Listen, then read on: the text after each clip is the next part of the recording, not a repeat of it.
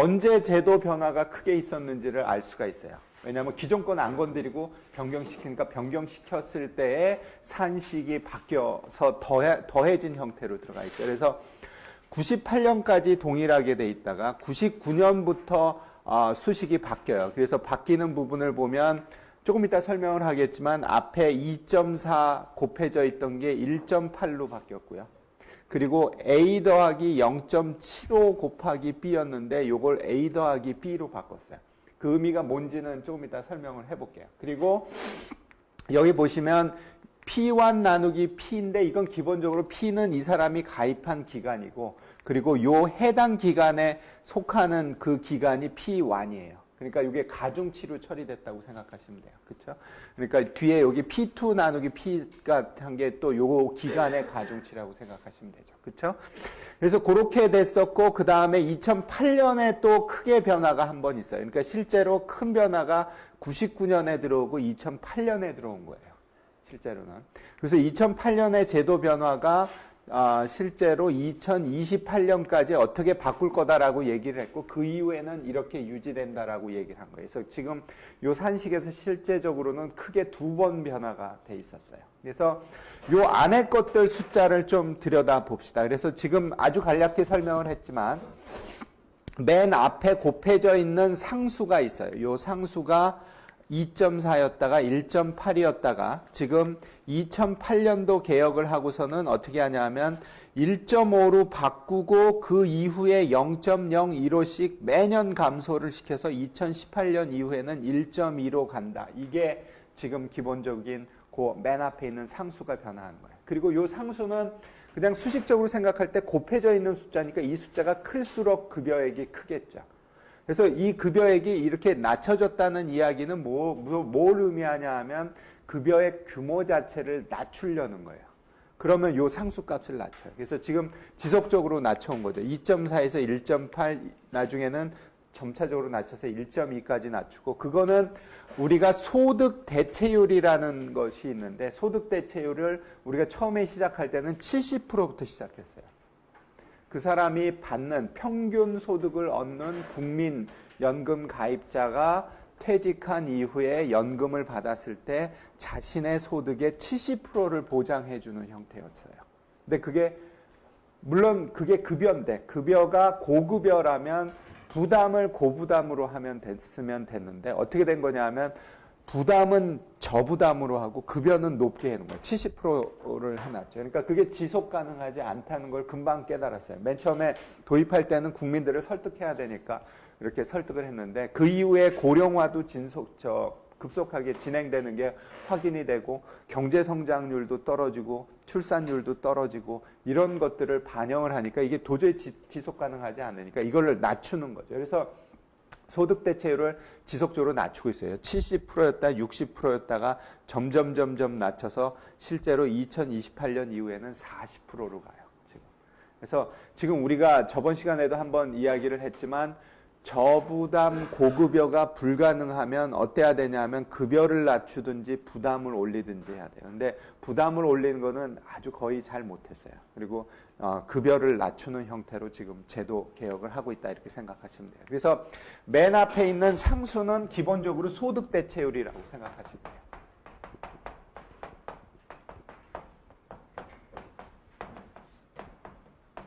그리고 이것이 70%에서 지금 40%까지 지금 떨구고 있는 거라고 생각하시면 될게요.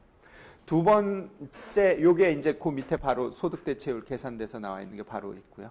그 다음에 두 번째로 중요하게 봐야 될 부분은 뭐냐면 여기 있는 A라는 부분하고 B라는 부분이에요. 그래서 이 A랑 B라는 이 부분을 이렇게 지속적으로 요 상수를 썼기 때문에 이 연금 전공자들은 A 그러면 알아요. B 그러면 알고. 그래서 A라고 하는 게 뭘 의미하냐 하면 기본적으로 그 전 국민의 평균을 반영해주는 그 부분이에요. 그러니까 지금 A가 어떻게 써있냐 하면 연금 수급 전 3년간 전체 가입자의 평균 소득 월액의 평균액이에요. 그게 무슨 얘기냐면 가입한 그냥 개인이 아니고 전체 가입자 그리고 최근 3년 이거의 평균이에요. 그러니까 뭘 한 거냐 하면 평균 소득을 반영하는 부분이에요. 이게 형평성 부분이에요. 그러니까 내가 실제로 내는 액수가 작더라도 이 A 부분은 평균이기 때문에 상당히 그냥 평균일 수 있어요. 그러니까 저소득자한테는 B에 비해서 A가 훨씬 크고 고소득자에게 있어서는 B에 비해서 A가 훨씬 작은 거죠. A는 무조건 전체 가입자의 평균이기 때문에. 그러니까 뭐라고 생각할 수 있냐면 기초 부분이라고 생각할 수 있어요. 그러니까 우리가 기초노령연금 얘기할 때, 논쟁할 때 A 부분 또 얘기가 나와요. 그래서 요 A 부분에 몇 프로를 해주겠다 이렇게 얘기를 해요. 그래서 그 A 부분, 그게 요 A 부분이고요. 그 다음에 B 부분은 뭐냐 하면 그 가입자 개인의 거예요. 전체 가입자가 아니고. 그러니까 가입자 개인의 기준소득 월액의 평균액으로 되어 있는 것으로 생각하시면 돼요. 그러면 지금 A하고 B가 들어가 있고요. 그러면 A하고 B에 대한 가중치가 얼마인가를 좀 봐야 돼요. 그러면 그게 얼마만큼 가중치를 뒀는가를 알 수 있죠. 그러면 그 A와 B 사이의 가중치는 뭘 의미하냐 하면 국민연금이 얼마나 소득 재분배 기능을 하냐예요. A의 앞에 있는 상수 부분이 B보다 크다면 그리고 A가 존재한다면 그거는 소득 재분배 요소가 들어있다는 거예요. 내가 가입한 금액이 아니라 전체 평균이 들어왔다는 이야기는 A라는 거의 존재 자체가 뭘 의미하냐 하면 그러니까 A 앞에 개수가 0보다 크다면 소득 재분배 요소가 들어있다고 이해를 하시면 되고 지금 우리나라의 경우에는 어땠냐 하면 맨 처음에 출발할 때에는 A 앞의 개수가 1이고 B 앞의 개수가 0.75였어요. 그 얘기는 무슨 얘기냐면 상당히 소득 재분배 쪽에 가중치를 많이 뒀던 거예요. 그랬다가 어떻게 바꾸냐 하면 요 앞에 A와 B 앞의 개수를 전부 1로 바꾸는 개혁을 이미 98년도 때 해요. 그래서 A 더하기 B로 그냥 들어오죠. 그리고 그 이후에도 지속적으로 요 부분은 건드려지지 않아요. 지금 현재 개혁한 것까지도 A와 B를 동일한 가중치로 그냥 더한 형태로 들어가 있어요. 그러니까 A 앞에 개수가 1로 들어가 있어서 소득 재분배 요소가 1만큼 들어있는 것으로 생각하시면 돼요. 그러니까 그렇게 들어가 있는 부분이 있다. 이렇게 생각하시면 되죠. 그래서 지금 이제 전체적으로 보면 이제 다시 한번 산식을 이제 이해할 수 있을 테니까 다시 한번 들여다봅시다. 그래서 요 앞에 있는 상수값이 2.4, 1.8, 1.5, 1.485 그리고 요거는 여기에서 실제로는 요게 생략이 된 거예요. 1.485 다음에 또 1.47 곱하기 이렇게 해가지고 P5 이렇게 들어가 있어야 돼요. 왜냐하면 지금 어떻게 하기로 한 거냐면 2008년에서 27년 사이에는 1.5를 매년 0.015씩 감소시키는 걸 하고 있죠. 그래서 그걸 쭉쭉쭉쭉 낮춰서 급여액 자체를 낮추는 일을 27년까지 하고 그 낮추는 부분을 1.2가 도달하면 그 이후에는 그대로 가겠다는 거예요. 그래서 그게 지금 현재의 계획이고요. 그렇게 계획을 해서 되어 있고 그 다음에 A, B 부분은 이렇게 되어 있죠. 그리고 요 부분을, 요 끝에 부분을 가지고 소득 대체율을 계산할 수 있어요. 평균 소득자의 소득 대체율. 그러니까 그게 뭐냐면 A랑 B랑이 같은 거죠. 그리고 최대한 계열수가 돼 있는 걸 집어넣으면 그 A에 뭐 얼마가 곱해진 걸로 산식이 나오냐면 0.4가 곱해진 걸로 산식이 결정돼요. 그리고 그게 바로 소득 대체율이라고 생각하시면 돼요. 그래서 소득 대체율이 궁극적으로 끝에 가서 40%로 가겠다 이렇게 계획이 돼 있는 거라고 생각하시면 돼요. 그래서 생각보다 복잡해요. 그리고 크레딧이 2028년 이후에는 두 개가 더 추가적으로 들어가는 부분이 들어가 있는데 출산 부분하고 군복무 부분이 들어가 있어요. 좀 이따가 국민연금의 장기 재정에 대한 이야기를 좀 할 텐데 장기 재정에 뭐가 영향을 많이 줄 것 같아요. 장기적으로 이 국민연금이라는 제도가 지속 가능한 거가 이걸 보면 물론 제도가 어떻게 돼 있느냐에 따라 달라요. 이게 적립 방식이냐 아니면 부과 방식이냐에 따라 다르겠죠. 그리고 지금 우리가 이야기할 때 적립 방식이냐 부과 방식이냐 이렇게 그냥 간단히 얘기하지만 부과 방식이라는 경우는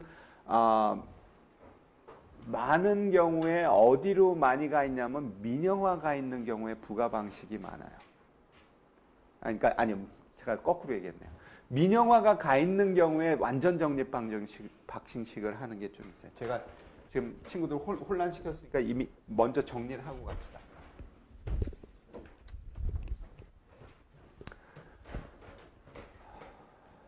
지금 우리가 좀 따로따로 이야기한 것처럼 했지만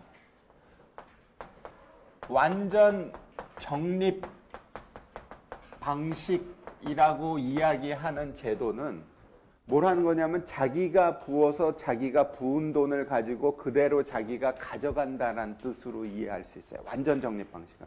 그리고 완전 적립 방식은 지금 우리나라도 수정 적립 방식 아니면 뭐 부분 적립 방식 이렇게 부르는데 그 얘기는 뭐냐면 우리도 이 체제는 아니에요. 그리고 실제로 완전히 적립해서 그냥 자기 거로 챙긴다라는 뜻은 이거는 소득 재분배 요소도 없고 어떻게 하는 거냐면 민영화한 경우들이에요.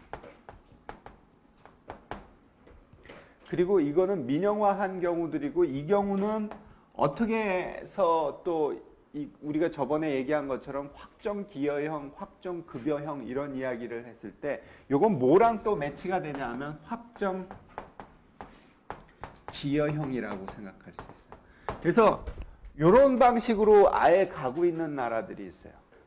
완전히 그냥 어떤 의미에서는 공적 시스템에서 상당히 사적 시스템으로 옮겨간 거예요. 다만 가입을 강제로 한다라는 요소들만 좀 남겨놔 있고 어떤 경우에 가입도 조금 자유롭게 하는 나라도 있나 봐요. 그게 굉장히 다른데 그래서 이거는 굉장히 민간적으로 많이 움직여간 사회보험이기는 하지만 굉장히 민간을 많이 이용하는 그러니까 우리가 전에 뭐 민영화 논쟁하고 뭐 이랬을 때 우리가 구분을 좀 해서 생각하는 게 필요하다고 얘기했던 게 뭐냐면 정부가 제공한다는 거하고 정부가 생산한다는 건 다른 개념이라고 그러죠. 지금 이거는 어떤 의미에서는 정부가 연금을 제공하기는 하지만 생산은 민간에 맡긴 그 형태예요. 그렇죠? 그러니까 정부 제공이지만 민간에게 맡긴 형태. 이게 아니라 지금 우리나라나 아니면 공적인 시스템을 하는 경우에 그 형태는 어떻게 되냐 하면 부가 방식으로 가고요. 아니면 수정 적립 방식을 하고 이거는 운영 자체는 정부가 국가가 운영하는 형태로 하고 아니면 공사 그렇죠? 우리 국민연금관리공단이라는 그 준공공기관이 하고 그 다음에 요 급여 자체는 확정 급여형으로 이렇게 운영하는 것들을 볼 수가 있어요.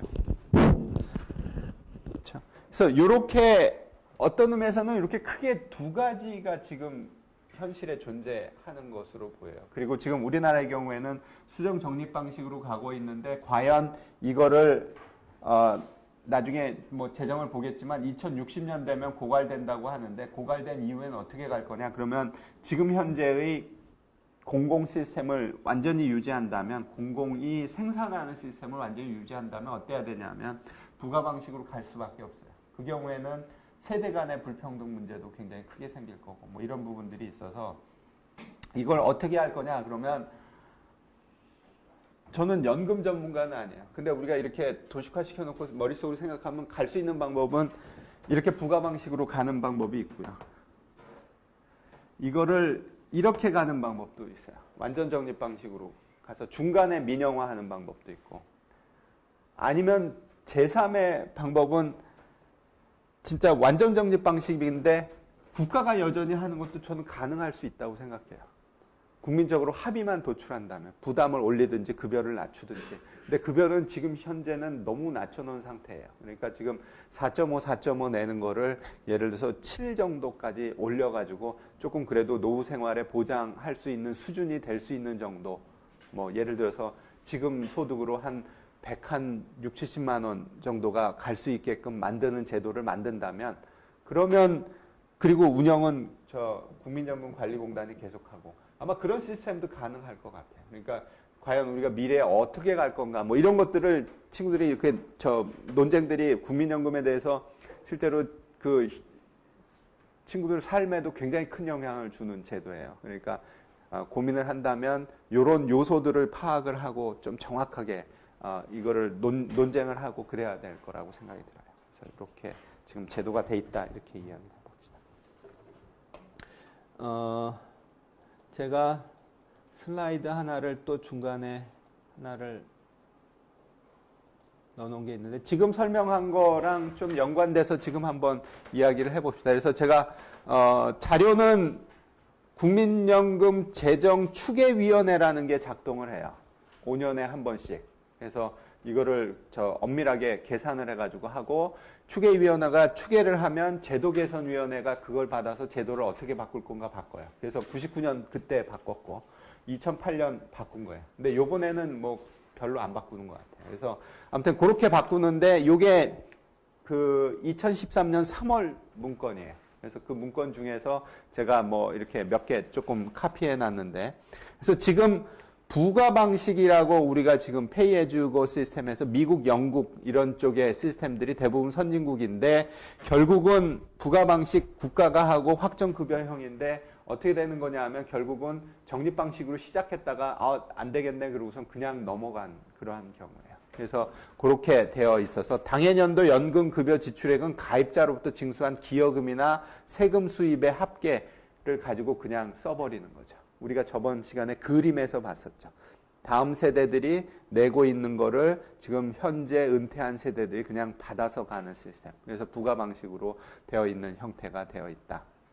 적립 방식은 좀 민영화되어 있는 스타일이라고 생각하시면 돼요. 그래서 장래 연금 지급에 대해서 가입자로부터 징수한 기여금을 장기에 걸쳐 적립해서 기금으로 운영하고 그 원리금과 당해년도 기여금 수입을 가지고 급여를 하는 방식이다. 이렇게 돼 있고 요거는 세대 간의 소득 재분배는 없을 수 있어요. 완전히 적립해서 내 걸 그냥 내가 받아간다고 생각하면. 그렇죠? 그래서 그런 형태고 부분 적립 방식은 뭐 여기서는 이제 저 국민연금 쪽에서 한 거니까 그냥 조금 해석을 긍정적으로 하기 위해서 그렇게 써놨어요. 제도 도입 초기로 우리나라의 경우처럼 제도 도입 초기로 큰 규모의 적립기금을 보유하고 있는 경우가 부분 적립 방식이다. 우리나라다. 그래서 요게 부가 방식과 적립 방식 요 사이에 있는 건데 실제로 지금 요 그 수정 적립 방식, 부분 적립 방식에서 과연 어디로 가야 될 건가? 그러니까 우리가 부담을 높여버려 가지고 완전 적립 방식으로 갈 수도 있고요. 아니면 나 몰라라 하고 가 있다가 그냥 기금 고갈시키고 부가 방식으로 갈 수도 있어요. 그래서 그렇게 대안들이 있다 이렇게 생각하시면 되겠죠. 그래서 연금 급여액 산정하는 것들까지 얘기했고요. 특수직업연금의 경우에 연금급여 산식이 조금 다르게 되어 있어요. 그래서 지금 공무원, 군인, 사학연금의 경우에 저번에 그 보험료 내는 것도 규모가 크고요. 그렇죠? 그러니까 국민연금의 경우에는 9%였는데 지금 여기는 8.5니까 얼마인가요? 17%가 들어가 있는 거죠. 그래서 그렇게 돼 있고 급여액은 어떻게 돼 있었냐면 최종 3년 연간 평균 보수 곱하기 0.5 더하기 25년 초과 재직 연수 곱하기 0.02 이렇게 돼 있죠. 그러니까 아까 국민연금 산식에 비하면 훨씬 간단해요. 그럼에도 불구하고 이걸 그냥 보려고 그러면 복잡하죠. 근데 뭐 요거 생각해 보면 어떻게 할 수 있냐 하면 20년 초과 재직 연수를 계산을 해 가지고 이게 만약에 뭐 30년을 근무했다. 그러면 얼마일 거냐 하면 10년이 되니까 이게 0.2니까 0.7이 되겠죠. 그러면 0.7 곱하기 최종 3년 연간 보수액이라는 얘기는 뭐냐면 최종 3년 연간 보수액에 얼마를 받는 거냐 하면 70%를 받는 거예요.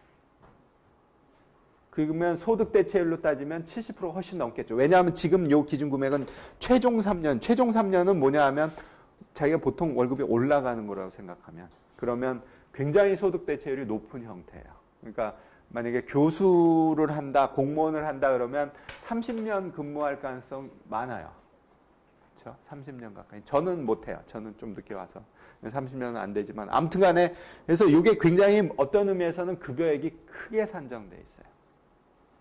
그러니까 국민연금 초기 때 70% 맞추고 그런 게 아마 이런 쪽에서 계산하면 아마 70% 그러니까 그 정도 맞추자 이렇게 했던 것 같은데 그거를 낮췄죠. 그러니까 이 연금, 국민연금이 바뀌면 특수직용연금도 따라 바뀌는 부분이 있어요. 그래서 어떻게 지금 현재 이미 바뀌어 있냐 하면 최종 3년으로 하니까 이건 너무 금액이 크다. 이렇게 생각해요. 그리고 그래서 그런 얘기 있었어요. 저 교수들 같은 경우에 마지막에 최종 3년에 월급을 좀 많이 높이려고 노력을 해요. 왜냐하면 자기 연금 받는 거에 기준금액이 되게. 그래서 가서 보직도 좀 하고 보직 수당도 받고 뭐 이래야 된다고 이렇게 얘기를 했던 게 이런 부분 때문에 그래요. 그러니까 모든 우리 경제에서 얘기하면 제도가 있으면 제도가 인센티브에 굉장히 작동을 하는데 어찌됐든 근데 그게 좀 잘못된 부분이 있어요. 그래서 그거를 그냥 재직기간 평균 기준 소득 월액으로 바꿔버렸어요. 그러니까 상당히 좀 그 기준금액 자체를 전체로 바꿔버린 부분들이 있고 그리고 1.9 곱하기 재직기간 월수로 바꿔버렸죠. 아마 계산을 좀 30년 곱하기 12 곱하기 1.9 하면 얼마인가 한번 계산을 해보세요. 네, 그러면 뭐 이게 뭐 얼마인가 나올 거예요. 그러면 고랬을 때의 그 소득 대체율이나 이런 것들을 계산할 수 있는 부분이 나오겠죠. 그래서 이렇게 지금 현재는 바뀌어 있고요. 근데 아마 저는 지금 우리나라의 경우에 지금 과연 이 제도 개혁을 어디로 갈 거냐. 그러니까 완전 적립 방식에 해서 국가로 해서 이렇게 갈 거냐. 이렇게 부가 방식 이 부분으로 갈 거냐. 뭐 아니면 완전 적립 방식의 민영화 부분으로 갈 거냐. 여러 대안들이 존재하는데 요거가 뭐 굉장히 중요한 의사결정이 될 거다 이렇게 생각하고 저는 개인적으로 그 뭐 사학연금의 경우에는 정부가 보장할 수 있는 성격이 아닌 부분이 있어요. 정부가 보장할 수 있는 성격이라면 완전 적립에 아니면 보장할 수 있는 성격이라면 부가 방식의 국가 확정급여형으로 이렇게 가서 다음 세대한테 떠넘기는 게 가능하겠죠. 세금으로. 근데 지금 사학연금은 제가 보기엔 아닌 것 같아요. 공무원이나 군인은 우기면 그렇게 될 수 있을 수 있어요. 우기면 이렇게 갈 수 있겠죠. 사학연금은 완전 적립 방식의 국가 이렇게 가려면 지금 우리가 보험료를 올려야 되는 거고요. 만약 그것도 안 되겠다. 그러면 완전 적립 방식의 민영화 확정기여형으로 가야 돼요. 그 얘기는 실제로는 사학연금을 민영화해야 된다는 거죠. 그래서 그러니까 안 그렇고 그냥 가게 되면 잘못되는 경우 굉장히 세대 간 불형평도 많고 저 같은 경우에는 열심히 부었는데 나중에 못 준다 이렇게 될 가능성도 있어요. 그래서 굉장히 큰 리스크다 이렇게 생각하면 됩니다. 이렇게 연금 제도를 운영할 때 세금을 어떻게 하냐가 좀 문제가 될 수 있어요. 왜냐하면 연금을 할 때 여러 단계의 경제 활동이 벌어져요. 하나는 뭐냐 하면 내가 평소에 일을 하고 있을 때 정년퇴직 이전에 일을 하고 있을 때 연금에 보험료를 내죠. 그렇죠? 보험료를 낼 때 그 보험료를 어떻게 처리할까? 그렇죠? 그리고 보험료를 내면 그게 기금으로 쌓여서 거기서 운영을 하면서 거기에 수입이 생기죠. 그러면 그 이자 수입이에요. 이자 소득이죠. 그러면 거기에 소득세를 어떻게 할까? 그리고 마지막에 거기서 생긴 기금에서 내가 보험료, 그러니까 연금급여를 받을 때 연금급여에 세금을 어떻게 해야 될까? 그래서 그게 실제로 이게 요 연금제도에서 어떻게 하는가가 좀 뭐 논쟁거리일 수 있어요. 근데 거의 모든 국가가 EET 방식을 써요. EET 방식은 exempt tax 한다는 뜻이에요. 그래서 exempt 한 다음에 tax 하는데 어떻게 하냐면 연금 보험료를 낼 때 exempt 시켜요. 그러니까 뭐냐 하면 공제를 하는 거죠. 소득 공제를 해줘요. 그러니까 내가 연금으로다가 30만 원, 40만 원을 내가 내고 있다. 그러면 어떻게 되냐면 그거는 내 소득에서 빼요. 과세 표준에서 빼는 거예요. 소득 공제를 해버리죠. 그래서 그렇게 해서 일단 내 거에서 빼고 세금은 안 내고요. 거기서 안 빼주면 뭐냐 하면 내가 연금에 부은 거에 대해서도 또 세금을 내고 있는 거죠. 근데 어떻게 하냐면 지금 부과를 안 해요. 그 다음에 연금 기금이 수익을 냈을 때 매년 이거를 운영하면 수익이 나죠. 그러면 그거를 어떻게 하냐면 그것도 면세해줘요. 그러니까 보통 그냥 친구들이 그냥 어디다가 저축하고 그래서 거기서 이자가 붙었다 그러면 거기 과세해요.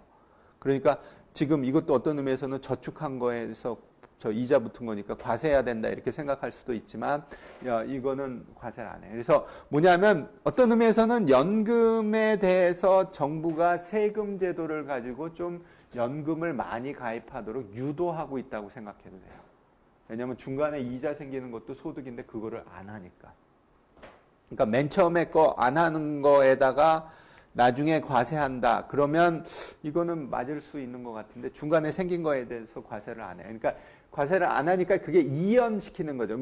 우리 혹시 친구들 중에 공공완을 들었다면 공공완에서 세금 계산할 때 결국 뭐냐 하면 세금을 그 이자가 발생했을 때마다 내는 경우보다 그걸 쭉 모아가지고 나중에 내는 경우를 두 개를 비교하면 어떠냐 하면 나중에 내는 거가 훨씬 납세자 입장에서 이득이에요. 왜냐하면 계속해서 납세했을 때는 그 납세액에 생기는 이자가 내 거가 아니에요. 이미 뺏긴 거죠.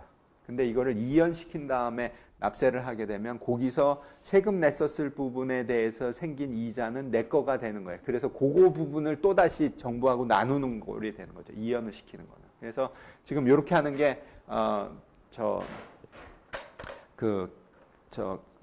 납세자 입장에서 국민연금 가입자 입장에서는 세금 면에서는 좀 절약을 해주는 형태로 돼 있다 이렇게 생각하시면 돼요. 그리고 이런 제도는 뭐 굳이 뭐 이게 합리성이 어디 있냐 그러면 아마 그냥 내비두면 국민들이 바보 같아서 미래를 너무 그 할인을 많이 해서 너무 연금을 안 들으니까 그걸 좀 연금 유도하기 위해서 이런 제도를 가졌다 이렇게 할 수도 있어요. 그래서 그런 정도 이렇게 돼 있고 그리고 마지막에 연금급여를 받을 때에 과세를 해요. 그러니까 이것도 어떤 사람은 이것도 과세하면 안 된다 이렇게 생각할 수도 있어요. 왜냐하면 그때 얼마 소득도 안 되고 이건 이건 뭐지 모르겠는데 아무튼간에 이거 정부에서 주는 건데 정부에서 주는 걸 또 왜 세금을 정부가 또 왜 떼어가 뭐 이렇게 얘기를 할 수도 있는데 그거는 꼭 맞는 말은 아니에요. 그러니까 정부가 강제보험으로 운영은 하고 있지만 실제로는 보험이라고 생각하면 되고 보험금을 탄 부분에 대해서 과세하는 거라고 생각하면 그거는 맞을 수 있어요. 근데 그냥 우리가 그냥 보통 시민들이 그냥 이 제도를 정확하게 이해 못했을 때는 막 이것도 면세하자고 얘기도 하고요. 그리고 모두 또 얘기 많이 하냐면 이거 가입 안 해도 되는 거 아니냐 뭐 이런 얘기도 많이 하고 그래서 국민연금 탈퇴하겠다고 그러는 분들도 꽤 많이 있고 뭐 그런 것들이 꽤 있는데 이제 제도상으로 우리가 이해를 하면 사회보험, 강제보험 형태로 돼 있고 이게 보험 성격이 굉장히 강한 물론 소득 재분배 요소가 A라는 부분이 들어와 있지만 실제로는 보험의 성격이 굉장히 강한 부분이고 그런 부분이 있다 이렇게 생각합니다. 재원 조달은 지난 시간에 조금 이미 이야기를 했어요. 4.5, 4.5 국민연금이고요. 그 다음에 특수직영연금은 8.5, 8.5가 되는데 사학연금의 경우에는 학교 법인이 5%를 하고 국가가 3.5 되어 있는 형태다.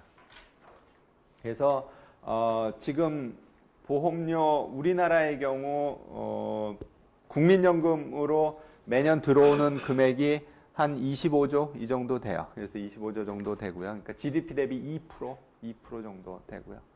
그 다음에 특수직영연금 쪽에도 공무원연금이 5조, 사학연금이 1조 이렇게 되죠. 그리고 물론 공무원연금의 보험료 수입이 5조 이렇게 되니까 공무원들이 5조 5천을 다 넣는 건 아니야. 저번에 요 바로 앞에 슬라이드에서 본 것처럼 절반은 국가에서 그냥 들어가는 거고 절반은 이렇게 들어가는 거죠. 그리고 절반을 왜 국가에서 내냐 이렇게 공무원에 대해서 얘기하면 고용주가 국가라고 생각하시면 돼요. 공무원 연금은. 그러니까 국가가 절반을 내고 있다 이렇게 생각할 수 있는 거고 사학연금이 1조 1,000 이 정도 되고요. 그래서 전체 GDP의 3.3% 정도 되어 있다 이렇게 생각하시면 되고 최근에는 이 숫자가 조금 더 작아진 걸로 제가 봤어요. 그래서 GDP 대비 한 3% 정도 그리고 국민연금은 2% 좀 넘게 이렇게 되어 있고요. 그리고 급여는 수입보다 훨씬 작아요. 왜냐하면 국민연금이 아직 덜 성숙됐기 때문에 88년에 들어와서 2008년부터 완전노령연금을 받는 사람들은 생겨났지만 받는 사람은 그렇게 많지 않아요. 붙는 사람이 훨씬 많고 그러니까 당연히 수입이 지출보다 훨씬 큰 형태죠.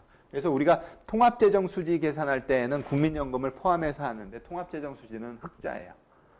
관리재정수지, 관리 대상 수지라고 불렀다가 관리 재정 수지로 또 이름 바꿨는데 아무튼 관리 재정 수지는 적자인데 마이너스 1.5% 마이너스 1.8% 이렇게 적자인데 통합 재정 수지는 이런 식의 이 사회보험료 그러니까 이걸 포함한 거는 흑자로 돌아요. 그러니까 왜냐하면 얘네에서 GDP 대비 2% 좀 넘게 흑자가 나고 있기 때문에 그래서 그렇게 돼 있고요. 특수직영연금의 경우에는 공무원연금은 5조 5,094가 보험료 수입인데 지출은 6조란 얘기는 무슨 얘기가 될까요? 이미 빵꾸가 나 있는 거예요. 그러니까 이렇게 해서 돼 있고요. 그리고 사학연금은 지금 금액은 지금 현재 지출은 작지만 이게 금방 바뀌어서 왜냐하면 고령화가 너무 빠르게 돼 있어서 옛날 생각은 한 80세 되면 다 돌아가실 거다 이렇게 계산을 하고서는 만들었는데 지금 90세대도 살아계세요. 그러니까 이게 안 되는 거예요. 지금 재정이. 그래서 아마 금방 또 그런 문제가 생기고요. 그래서 지출은 1.3 그러니까 한 2% 정도 흑자가 나고 있는 부분이 있다. 이렇게 생각하시면 되죠. 제도 개편한 거는 조금 전에 표에서 본 것처럼 국민연금법 개정돼서 2008년에 상당히 큰 변화가 있었는데 소득대체율을 50에서 점차적으로 더 낮춰서 40까지 인하하겠다 이런 부분이 있고 또 하나 중요한 부분이 기초노령연금 이것도 마찬가지로 그 5년 단위로 이 연금을 재계산하고 제도 개혁을 한다고 그랬죠. 그래서 그때 이제 논의할 때 기초노령연금이 들어왔어요. 그리고 지금 이제 기초노령 얘기를 중간중간 했는데 한번 조금 정리를 더 한번 해봅시다. 기초노령연금이라는 것이 제가 이해하고 주장할 때는 연금이 아닌 걸 연금이라고 불러가지고 모든 혼란이 생겼다 이렇게 저는 생각해요. 근데 제가 그렇게 얘기하면 복지하시는 분들은 굉장히 싫어해요. 왜냐하면 연금이 보험이 아니라 복지 성격도 있는 게 원래부터 연금이다 이렇게 주장을 하시기 때문에 근데 저는 생각할 때 그래도 소득주의 분배 요소도 좀 있기는 있지만 보험료 자체를 하나도 내지 않은 분한테 연금이라고 하는 형태로 지급하는 거는 연금이란 이름이랑 안 맞는 거다. 차라리 수당이라고 부르든지 뭐 생계보조금이라고 부르든지 그런 게 훨씬 맞는 거다 이렇게 생각은 해요. 근데 왜 제가 질문을 한번 해요. 왜 이렇게 기초노령연금이 됐던 지금 논쟁에서 지금 이름을 또 바꿨어요. 노령자를 뺐어요. 기초연금이라고 부르죠. 지금은. 기초연금이라는 걸 왜 만들려고 그럴까요? 그 사람들이 그거가 필요하다 이렇게 생각을 하는 이유가 뭘까를 생각을 먼저 또 해봅시다.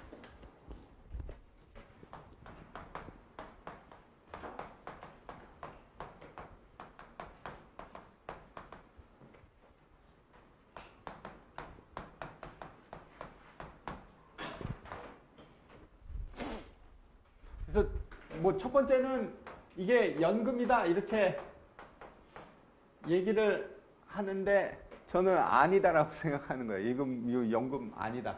연금 아닌데 누가 보험료 낸 거가 없는데 연금 보험료 낸 게 없는데 갑자기 이걸 연금이라고 부르는 건 좀 이상하다. 그러면 어찌됐든 수당을 줘야 된다. 그러니까 보조금 고령자 저소득 고령자에게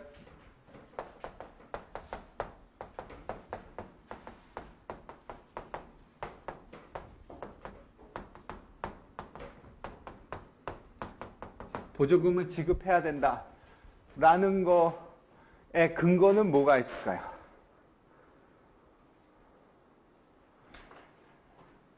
이게 복지제도라고 생각할 수 있어요. 복지제도 중에 뭐 기초생활보장제도하고 똑같은 거라고 생각할 수 있죠. 왜냐하면 기초생활보장제도 중인데 실제로는 그냥 노령자 대상인 거라고 생각할 수 있어요. 그리고 그런 제도는 필요하다고 생각해요. 왜냐하면 국민들의 최소한의 생활을 정부가 보장하는 것은 필요하다고 생각해요. 그러니까 그렇게 이해할 수 있어요. 그러니까 저소득 고령자에게 보조금을 지급해서 뭐 기초 생활을 보장한다.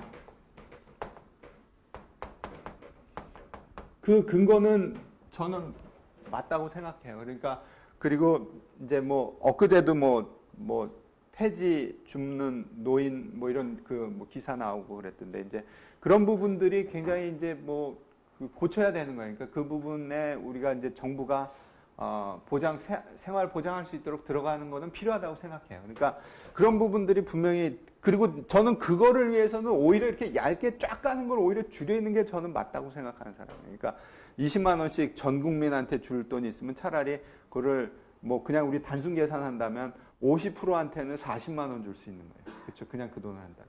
그리고 25%한테는 80만 원 줄 수 있는 거예요. 그러니까 25%한테 80만 원 줘서 그분들이 정말 삶이 안 되는 분들한테 80만 원 보장을 해서 그렇게 해서 죽는 게 훨씬 더 나은 수단일 거고, 그거는 이렇게 이 형태로 한다고 하면 가능한 거죠. 똑같은 재원으로 20만 원을 얇게 100% 하는 것보다.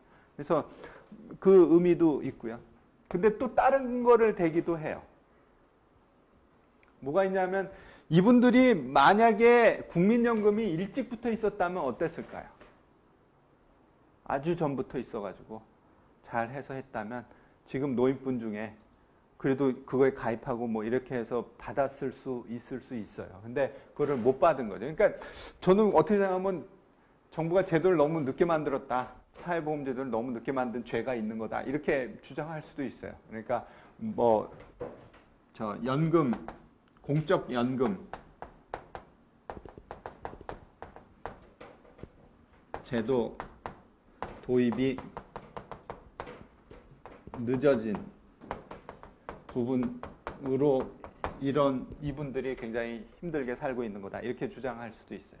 그러니까 지금 근데 아마 이거는 어떤 의미에서 점점 시기가 갈수록 이런 근거는 굉장히 작아지겠죠. 왜냐하면 가입했었어야 되는데 안 한 거라고 생각하니까. 그래서 그런 부분들이 있을 수 있고, 또 아주 그냥 저기 하기에는 뭐라고도 얘기하냐면 이분들이 산업화 하신 분들이다. 너무 고생 많이 하시고 산업화를 주도하시고 그러면서 우리 후세대들한테 지금 우리가 잘 먹고 잘 사는 이유가 이분들이 그렇게 희생하고 했기 때문에 그런 거다. 그러니까 어느 정도 삶을 보장해야 되는 거 아니냐. 뭐 이런 주장도 할 수 있어요. 그리고 이 공적연금 제도가 도입이 늦었다는 이 부분은 뭐라고 생각할 수도 있냐면, 사회는 이미 자식이 부모를 부양하지 않는 형태로 가고 있는데 그거를 대체할 수 있는 사회적 제도를 못 만들었다. 너무 늦게 만들었다. 이렇게 생각할 수도 있어요. 그래서 뭐 그런 부분에 대해서 좀 논쟁을 할 수 있는 부분들이 있어요. 그래서 저는 어찌됐든 뭐 이런 근거들 때문에 뭐 기초연금이라고 부르지 말고 뭐 기초수당이 됐든 아니면 뭐 노령수당이 됐든 이런 부분들을 만들어서 저소득층에 좀 집중해서 주는 게 맞지 않나 이렇게 판단을 해요. 근데 여전히 이게 뭐 저번에도 얼핏 이야기했지만 연금이라고 불러야 표가 제일 많이 나온다고 생각을 하기 때문에, 왜냐하면 이쪽으로 몰아서 주게 되면 어떠냐 하면 받는 분들한테 표를 받을 수는 있겠지만 다른 분들은 뭐라고 생각하냐면 내 돈을 뺏어다가 일로 준다고 생각하니까 정치인 입장에서는 수당 만드는 건 별로 표 계산할 때 별로 도움이 안 돼요. 왜냐하면 그 부담하는 사람은 누군지 모르게 돼 있고 그 다음에 받는 사람은 전 국민, 이렇게 되면 굉장히 좋은 거죠. 정치인 입장에서는 표를 조금이라도 더 얻을 수 있다고 생각하니까. 그러니까 사회복지제도는 제가 무슨 복지 쪽 논쟁할 때 그 복지하시는 분도 그렇게 얘기를 많이 하셔서 저도 그게 맞다고 생각하는데, 뭐냐 하면 정치적으로 결정되면 안 될 것 같아요. 선거 때 복지 가지고 공약을 해가지고 그렇게 되면 굉장히 그런 공약은 굉장히 얇게 넓게 될 가능성이 굉장히 높아요. 그리고 무리해서 할 가능성이 높고 돈이 안 되는데 하겠다고 할 가능성이. 그래서 그런 일들이 지금 벌어지는 것 같아요. 우리나라의 경우에도. 그래서 그런 부분들을 어떻게 해야 된다고 생각하냐면 뭔가 정확하게 정말로 필요한 부분, 그러니까 정책적으로 결정되는 게 필요하다고 생각해요. 사회적으로 합의가 되고. 그러니까 북구 국가가 그런 일을 그래도 잘한 것 같아요. 그래서 제가 저번에 얼핏 이야기는 했지만 남유럽하고 북구의 차이는 뭐 제가 그 얘기도 했던 것 같은데, 날씨가 너무 남유럽은 좋아서 북유럽은 좀 추워서 공동체 생활을 해야 되는, 그게 삶을 유지하려면 겨울 날려면 공동체 생활을 해야 돼요. 그러니까 그런 부분들이 있어서 그런 부분들이 있지만 아무튼 간에 뭘 한 거라고 생각하냐면 그냥 제도상으로 보면 남유럽은 연금을 굉장히 많이 크게 했어요. 그리고 굉장히 무리해서 했고 재정이 건전하지 않은 상태로. 그러면 연금은 굉장히 수급권이니까 우리가 산식에서 볼 때 복잡해지는 것처럼 굉장히 그렇게 갑자기 줄이기 어려워요.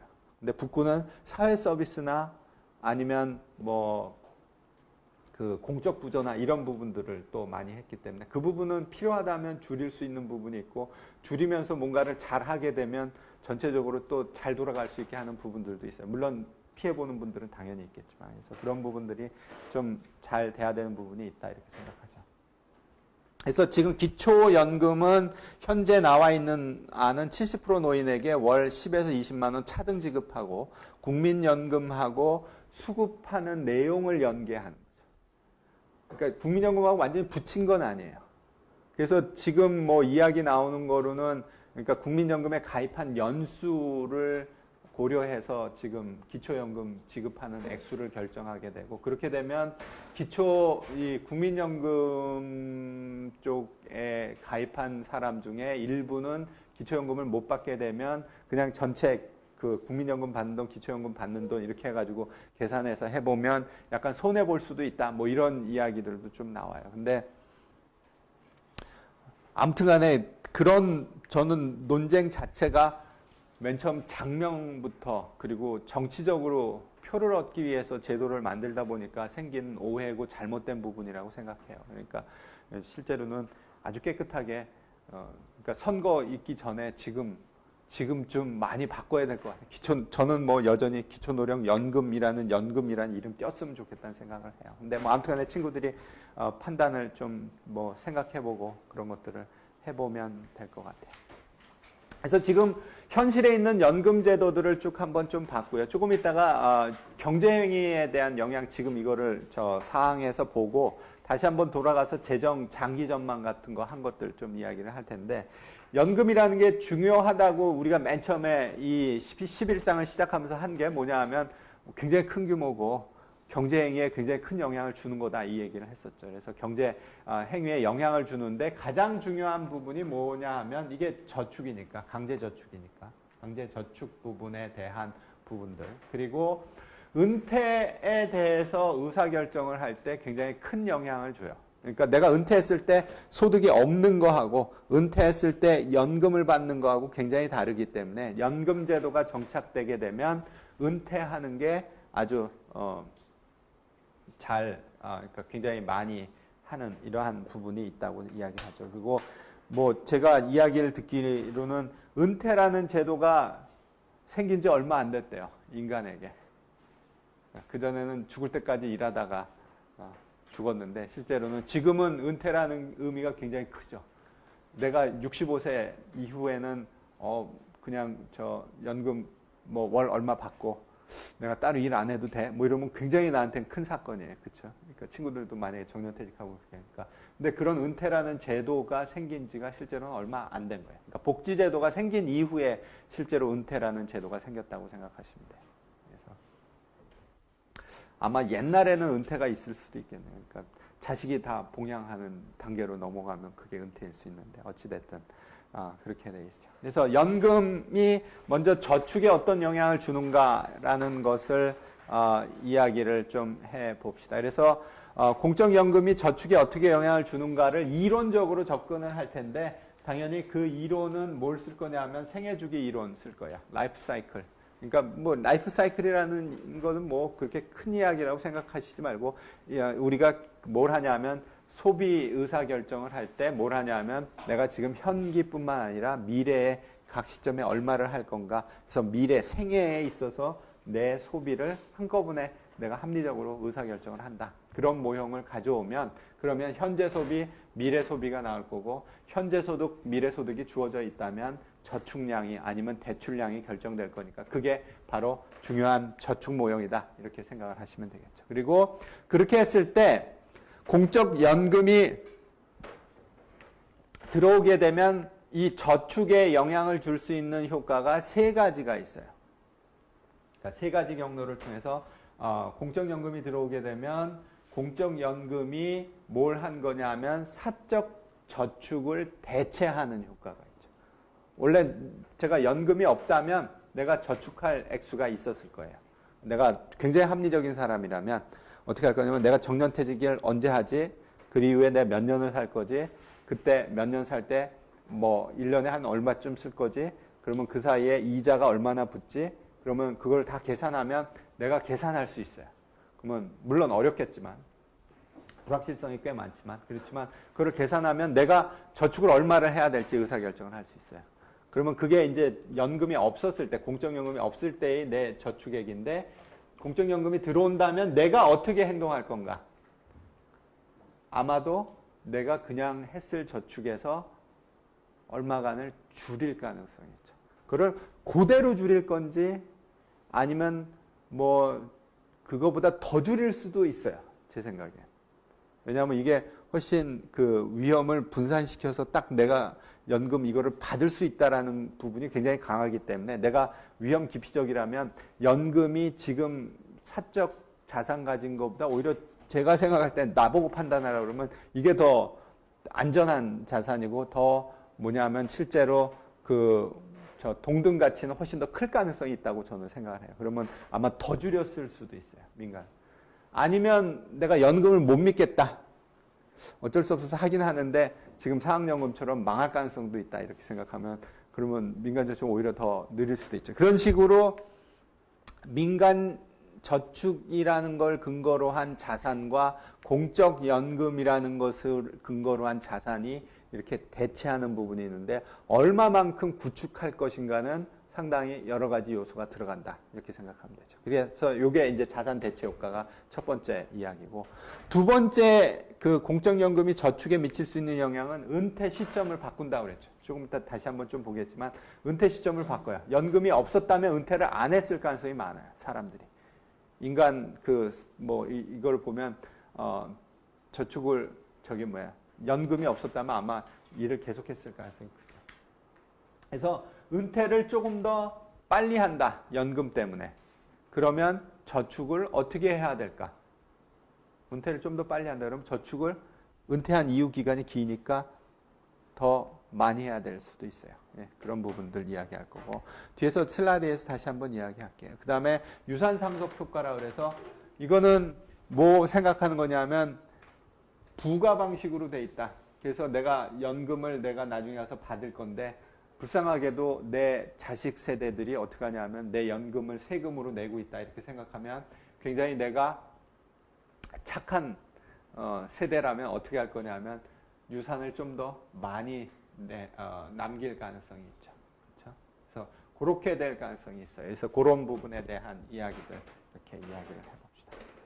그래서 일단은 생애 주기적 모형에다가 일단 기본적으로 넣고 그 다음에 자산 대체 효과 뭐 이런 것들을 한번 요 그림상에서 표현을 해봅시다. 그래서 우리가 저번 시간에 잠깐 수식으로 표현을 했지만 지금 그 소비자가 선택하고 있는 문제는 C0와 C1을 선택하고 있는 거죠. 선택 변수가. 요게 두 재화고 요 두 재화 사이에 예산선은 어떻게 될 거냐 하면 1 플러스 R이라는 기울기를 가진 선이 등장을 할 거다. 그리고 초기 부존자원점이 어디가 될 거냐 하면 현재의 소득, 미래의 소득 요 점이 있는 부분이고 요 점은 뭐 어떤 점이 될 거냐 하면 대출도 안 하고 저축도 안 하고 하는 점이다. 이렇게 생각하면 될 거고 요 기울기는 1 플러스 R인 형태가 되겠죠.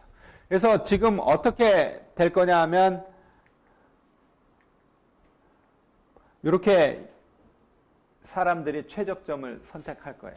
그래서 주어진 예산선 하에서 최적의 내 효용을 최대로 만드는 그 점을 찾을 거고 그게 이완이라는 점이고 이완이라는 점은 뭘 의미하냐 하면 내가 지금 현재의 소득보다 현재의 소비를 작게 해서 이만큼을 저축을 하고 이 저축한 것을 다음 기회 미래에 가서 원리금을 받아서 미래에 받은 소득과 합쳐서 소비를 하는 의사결정을 하겠죠. 그래서 지금 여기 요 점에서의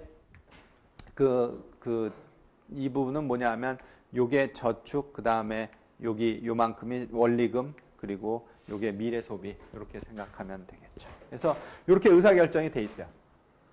요 모형에서 지금 이제 무슨 얘기를 할 거냐 하면 여기에 뭐가 들어온다? 국민연금이 들어온다는 거예요. 공적연금. 그러면 어떻게 소비점이 바뀔까요? 뭐가 바뀔까요? 국민연금이 뭐예요? 내 월급에서 그냥 떼어가는 거예요. 그리고 그게 미래에 나한테 준다고 그러죠. 미래 소비에 쓸 수 있는 돈이 되는 거죠. 그리고 지금 여기서 그러면 일단은 뭐가 바뀔까요? 예산선이 바뀌나요, 안 바뀌나요? 1 플러스 R 부분 안 바뀌는 거로 생각하네요. 지금 뭐 굉장히 단순한 모형을 생각하기 때문에 내가 그냥 사적으로 투자하나 저 공적연금에 넣나 R은 똑같다 이렇게 생각하고 있는 거예요. 뭐만 생기는 거냐 하면 내가 저축을 원래 I0 빼기 C0 스타만큼만 하려고 했는데 이 중에서 연금 내라고 이만큼 뺏어가는 거예요. 내 거를. 그러고 나서 내가 어떻게 하는 건 이거는 내가 이미 저축했네. 그러니까 나머지 이 부분만 저축해야지. 이렇게 의사결정을 하겠죠. 그리고 무차별 곡선이 바뀌어야 안 바뀌어요?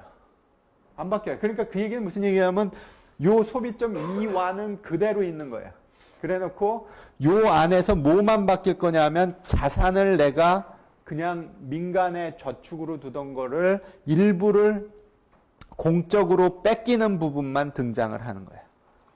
공적으로 뺏기는 부분만 등장을 해서 요만큼을 세금으로 뺏기고 저 보험료로 뺏기고 그 다음에 민간에 가서 내가 나머지 요만큼 저축하고 그래서 결국 소비점은 2완으로 그대로 동일한 형태로 돼 있고 그리고 이런 그림에서는 우리가 나타낸 표현은 뭐가 될 거냐 하면 자산 대체 효과가 완전하게 일어난 거예요. 1대1이 된 거예요. 총 저축량은 변해 안 바뀌어요. 하나도 안 바뀐 거예요.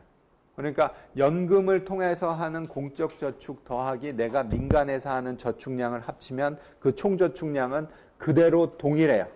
공적연금이 들어오기 전이나 이후나. 그 얘기는 무슨 얘기냐면 자산 대체 효과가 완전해서 그렇죠? 그래서 완전히 구축한 거예요. 민간 저축을 완전히 구축하고 그대로 1대1로 그냥 저 연금 보험료가 내 저축을 대체한 형태로 들어와 있죠. 그렇죠? 그래서 그러니까 그 얘기는 무슨 얘기냐면 연금을 도입했을 때 공적연금을 도입했을 때 국민 총저축이 어떻게 되냐 물어보면 지금 이 모형에서는 뭐라고 대답하냐면 변화 없다예요. 그렇죠? 근데 변화할 가능성이 있는 요소들도 있어요. 아까 제가 얘기했던 것 중에 뭐가 있어요? 이게 들어왔는데 이 부분에 이자율이 만약에 더 높다면 그렇죠? 그러니까 공적연금의 이자율이 더 높다고 생각할 수도 있어요. 그리고 이거 지금 우리가 이런 단순 모형에는 표현을 못하지만 사람들이 그 위험 기피적이고 공적연금의 수익이 훨씬 더 어떻다고 안전자산에 가깝다고 생각하면 공적연금 쪽에 그 들어간 부분을 훨씬 더 가치 있다고 생각할 가능성이 있어요. 그러면 민간저축 부분을 줄이는데 더 많이 줄일 수도 있죠. 그리고 만약 그런 부분이 실제로 작동한다면 어때야 되냐면 공적연금이 굉장히 큰 게 좋은 거예요. 공적연금 입장에서 보면 여기에서 몇 가지 요 그림에서 선택할 수 있는 건 뭐냐면 공적연금 요만큼 할까? 이만큼 할까? 이만큼 할까? 이만큼 할까? 선택할 수 있어요.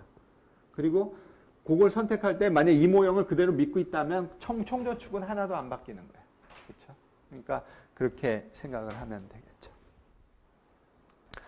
근데 뭐 자산 대체 효과가 오히려 작을 수도 있는 거는 아까 얘기한 대로 오히려 공적연금이 굉장히 뭔가 불안하다면 그러면 이 부분을 또 민간저축이 더 클 수도 있다 이렇게 생각할 수 있죠.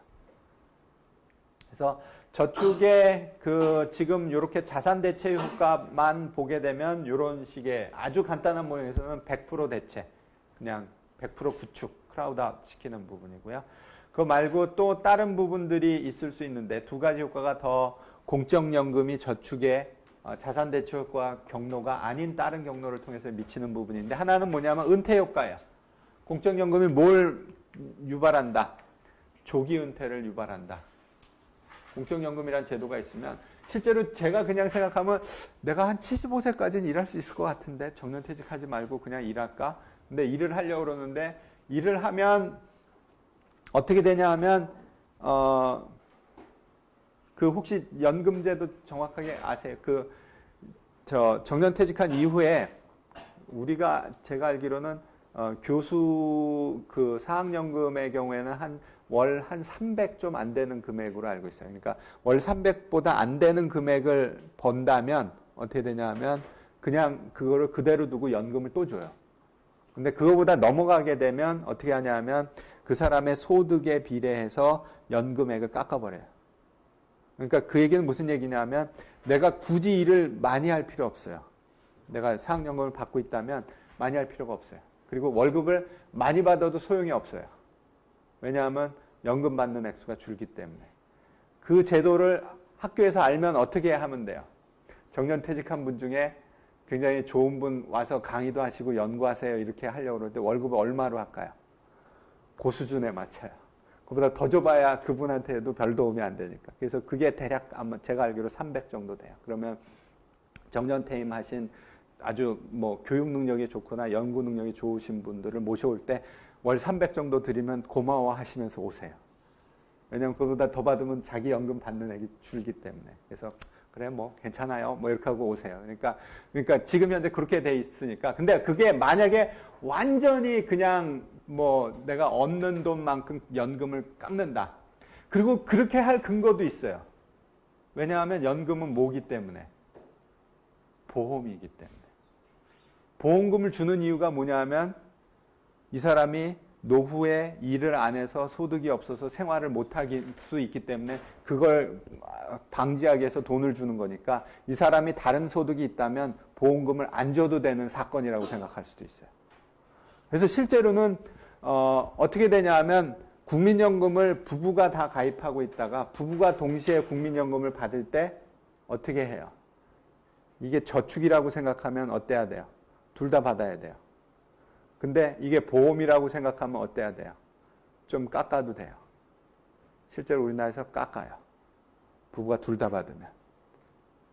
그리고 만약에 이게 보험이 아니고 그냥 저축이었다.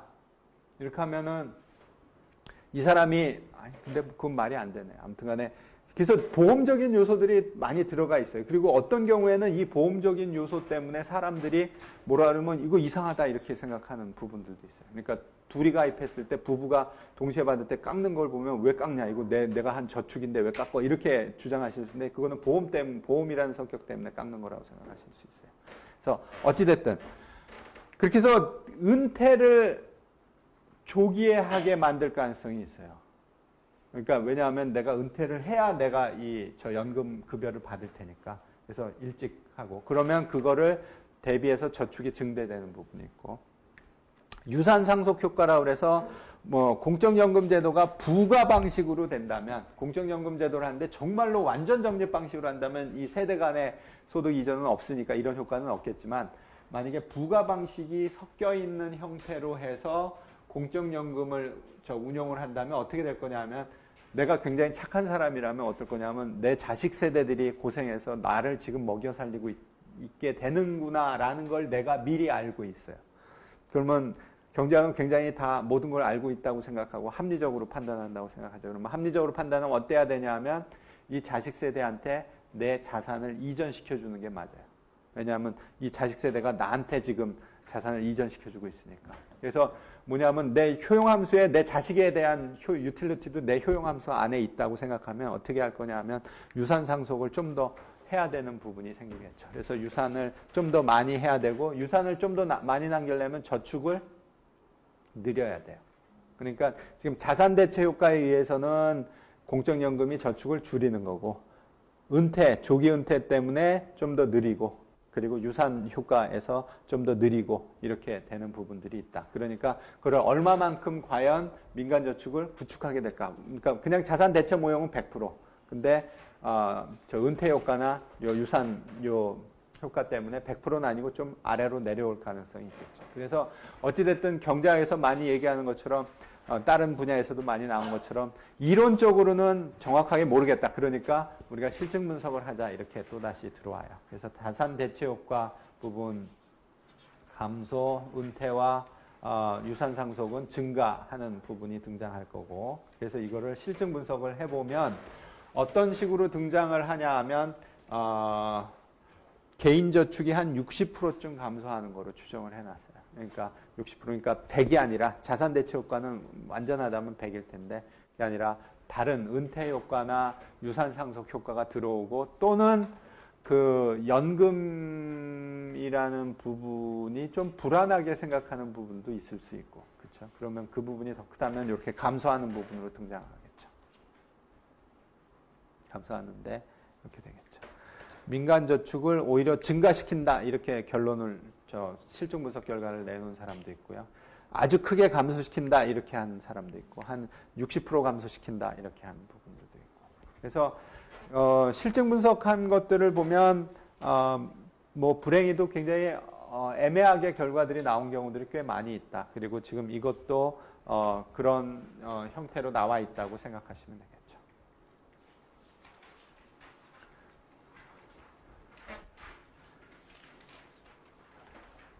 뭐 이렇게 좀 보니까 분위기가 조금 다운된 것 같으네. 그러니까 뭔가 이렇게 좀 상호작용도 많이 하고 그래야 되는데, 어찌됐든 내가 막 저기까지 왔다 갔다 하고 막 그래야 되는데 그렇죠? 좀 얘기를 좀 더 해봅시다. 은퇴 자체에 대해서 지금 여태까지는 저축에 대한 영향이었고요. 지금은 이제 은퇴에 대해서 공적연금이 어떻게 할 거냐 보면 경제활동 참가율을 굉장히 하락시키는 일이 벌어질 거다. 그래서 1930년대 미국의 경우에 1930년대에는 경제활동 참가율이 54% 정도 됐었어요.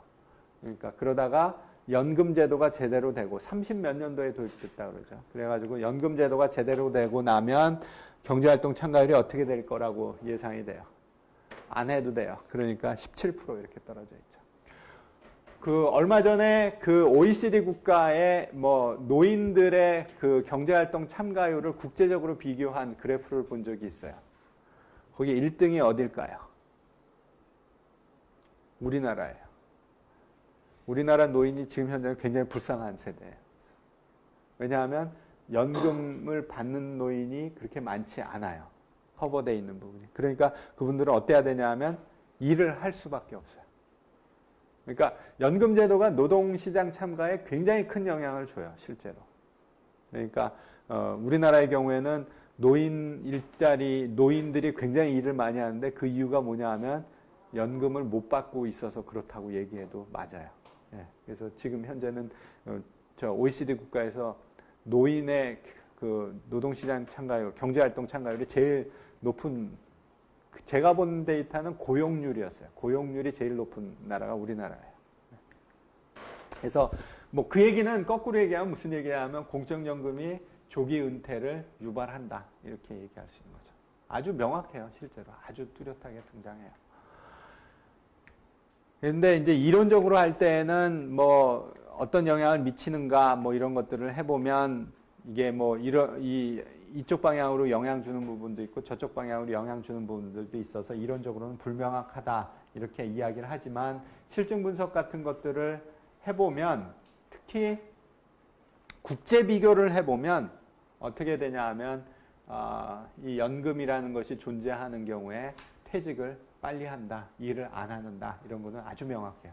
지금 우리나라의 경우 이거 아마 데이터 가지고 새로 하면 우리나라의 경우 정말로 일 많이 하는 이유가 연금을 못 받아서 그래요. 예, 그래서 그런 부분들이 등장하는 부분들이 있다 이렇게 이야기합니다.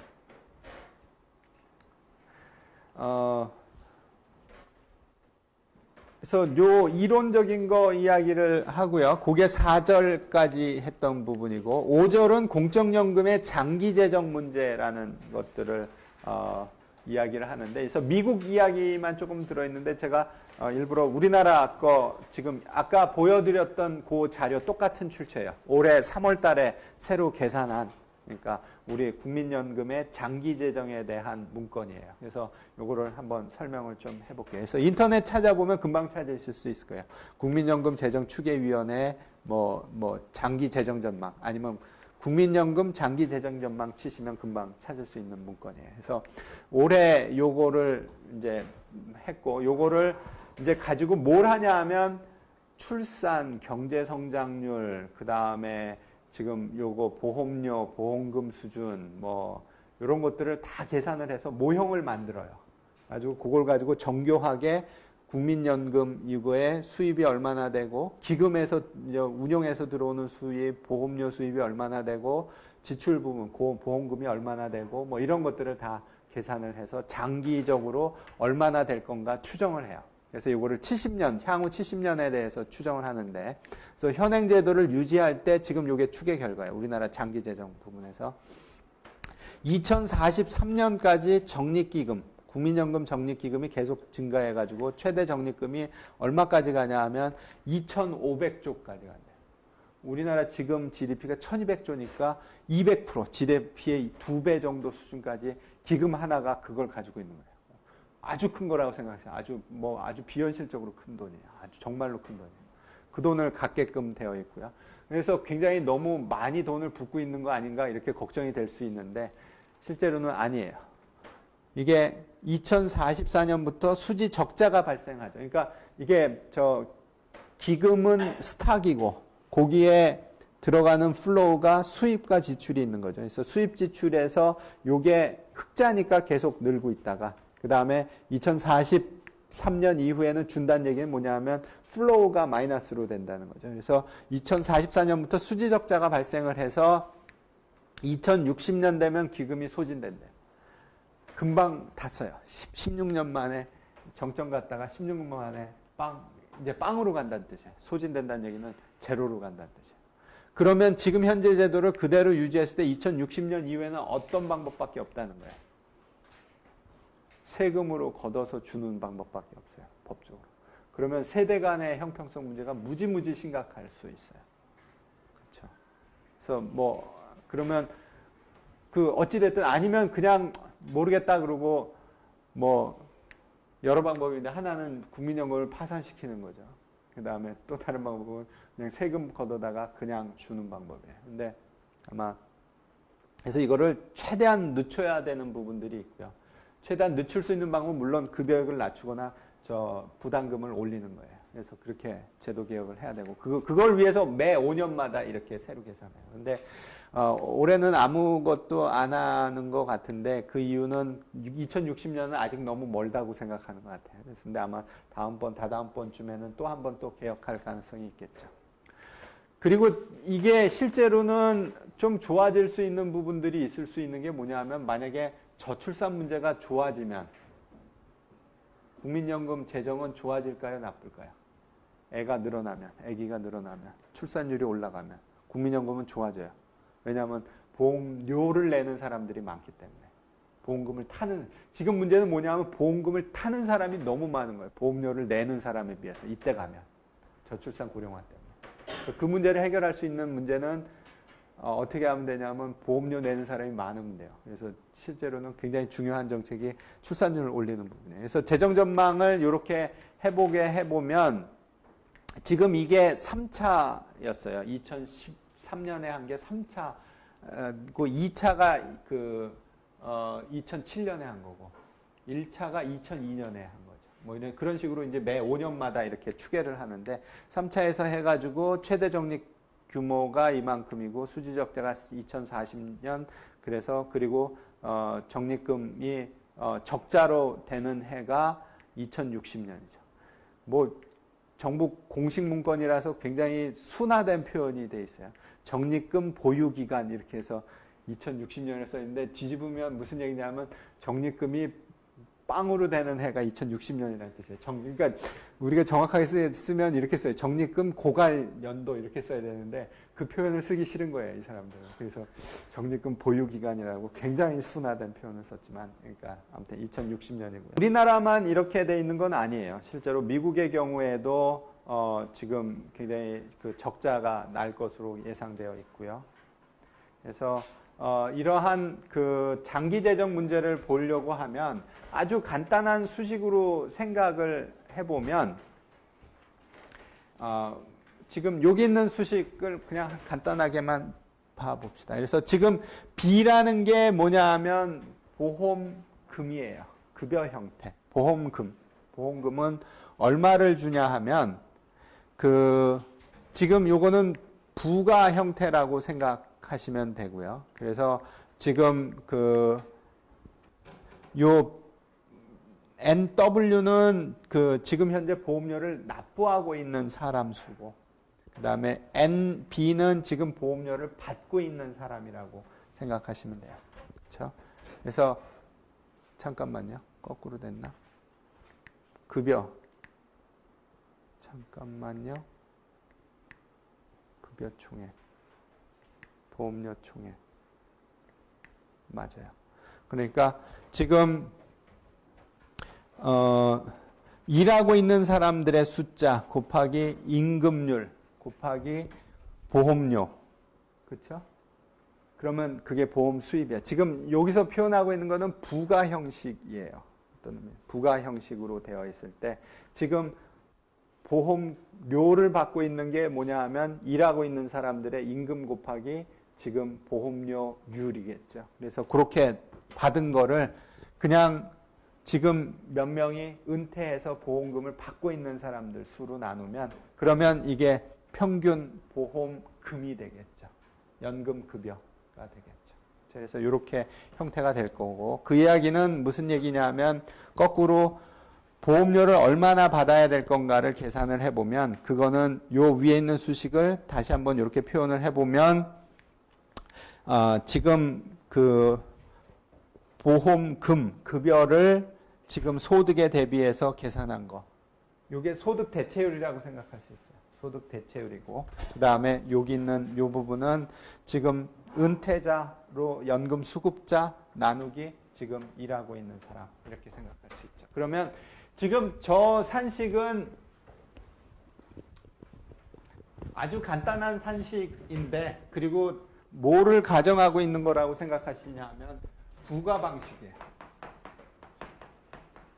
부가 방식을 가정하고 있는 상태에서 보고 있는 거고 지금 저기에서 보면 이 앞부분